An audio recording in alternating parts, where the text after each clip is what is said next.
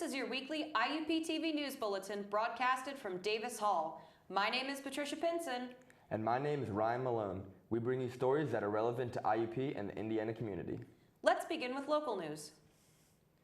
September is Ovarian Cancer Awareness Month. 3 student groups banded together to set up a bake sale to raise money for ovarian cancer education and research. They also hung teal ribbons around Davis Hall. The bake sale was able to make over $1,300 in a single day. This event has historically been coordinated by faculties in the Department of Communications Disorders, Special Education, and Disability Services. On September 17th, local townsfolk and IUP students gathered in front of Stapleton Library to celebrate the 231st anniversary of the Constitution being written. Community members were encouraged to read the Constitution and given a free t-shirt as well as a pocket Constitution for participating. The IUP Office of Student Life and Dr. Gwen Torges of the Political Science Department then hosted a casual conversation about the Constitution as part of the university's 6 o'clock series. New Mexico is on track to begin a free public college tuition program regardless of immigration status and income. This decision will extend even to families that are able to afford the expenses, but will only be covered after all existing aid for a family has been used. To be eligible, students must keep a minimum of a 2.5 GPA. The program uses revenue from oil production, and it doesn't include housing or living expenses. Summer may be winding down, but don't forget your bug spray. A Connecticut resident infected eastern equine encephalitis has died. This is the first reported case in the state since 2013. The disease has spread through infected mosquito bites. There have also been 8 confirmed cases of the disease in Massachusetts, 7 in Michigan, and 3 in Rhode Island. Health officials urge people to stay indoors from dusk to dawn when mosquitoes are most active. Young people from all corners of the world gathered in public areas on Friday to encourage their leaders to do more about climate change. Students everywhere skipped classes to voice their concerns, carrying signs and chanting words of empowerment regarding the future of their planet. The strikes affected over 150 countries and was mostly planned and executed by teenagers just 3 days before leaders gathered at a climate summit meeting in the United Nations. Unrest in Hong Kong continues to grow as protests continue for the 16th consecutive week. Citizens began with lighthearted protests in the new Town Plaza Mall in Sha Tin that quickly turned violent. Chinese police are concerned with the increasing violence of protesters and the fast approaching 70th anniversary of the founding of the People's Republic on October 1st.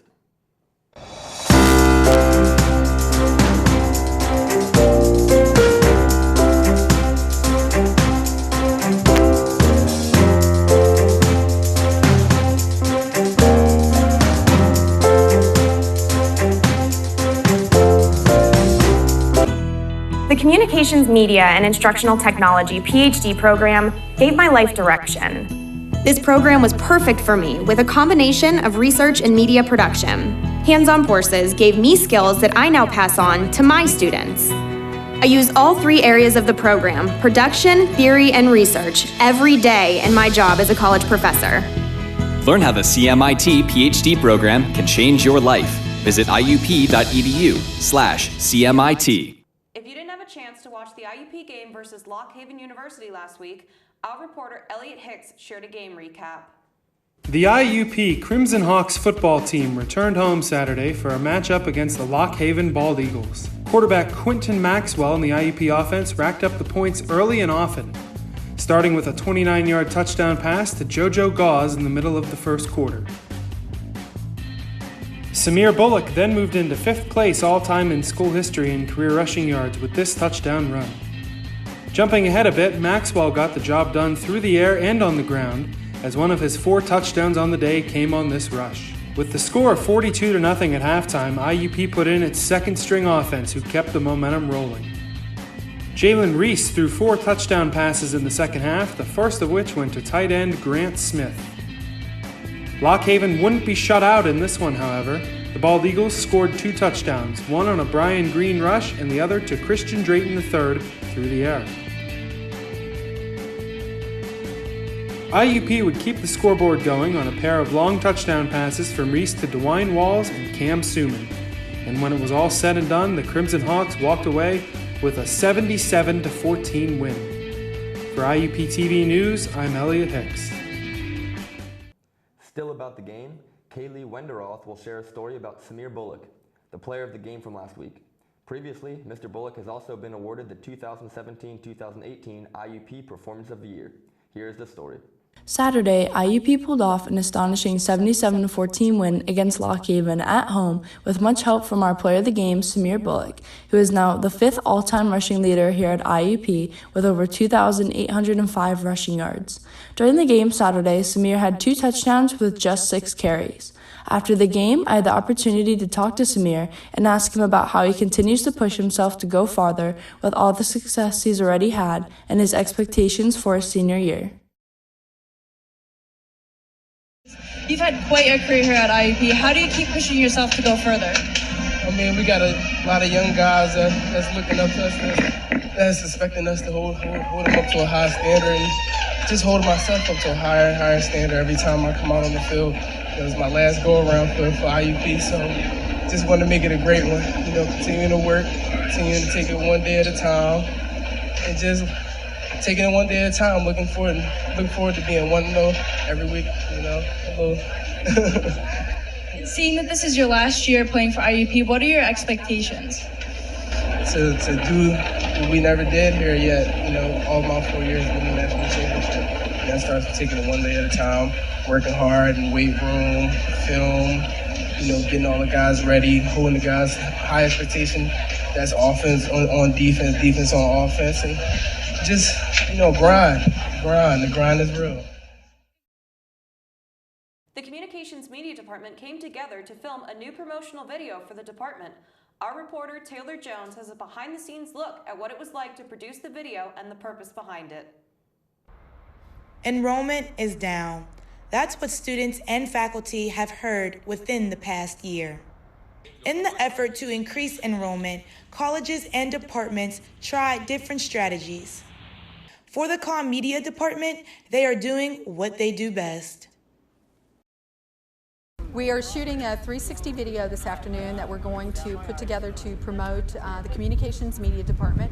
We're using all of the aspects of our production, our radio station, video, film, still photography, our drone, and we're going to edit that into a 360 video that you'll be able to watch and scroll through all the things that we do. Currently, the department offers 3 tracks with media production that seems to attract most students in the comm department. Dr. Gail Wilson, the chair of the department, has a few plans. This video is one of those plans that we're going to post this on social media, we're going to post this on YouTube, and we're going to send it out to prospective students and high schools for them to get a better look at who we are and what we do. Compared to the last year, IUP enrollment has a 9% decline for undergraduates. The administration has tried to rebrand with the new logo and new banners to make IUP not only interesting for the current students, but also the incoming students. This is Taylor Jones reporting for IUPTV News.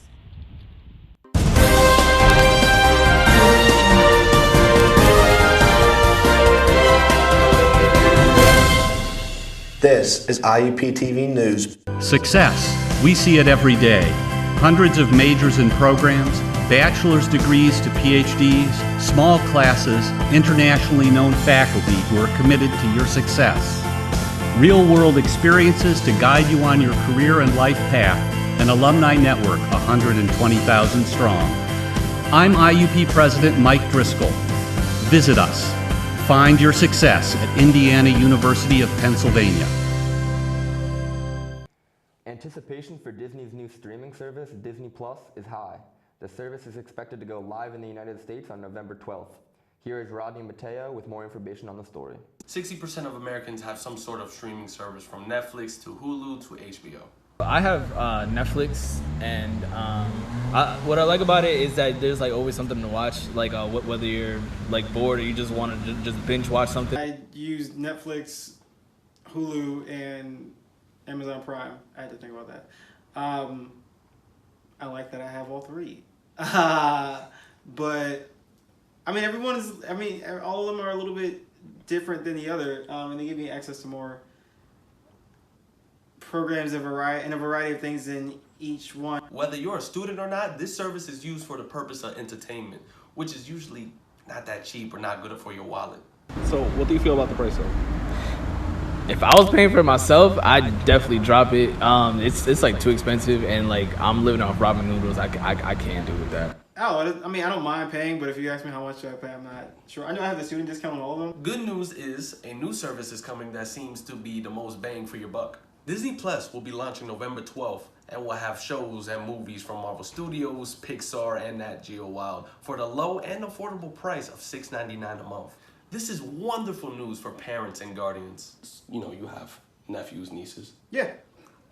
Since Disney is going to be $6.99, right. Would you get it to like show it to them for the family?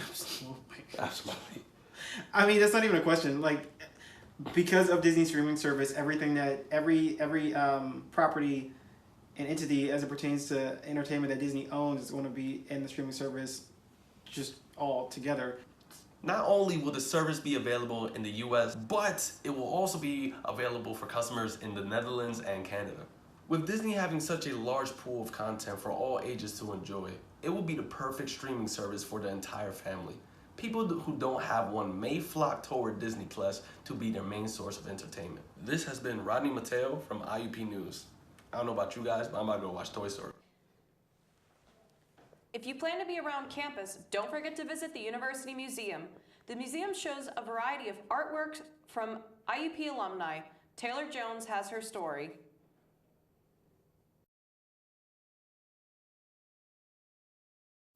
Green hills and a river is a true description of Pennsylvania.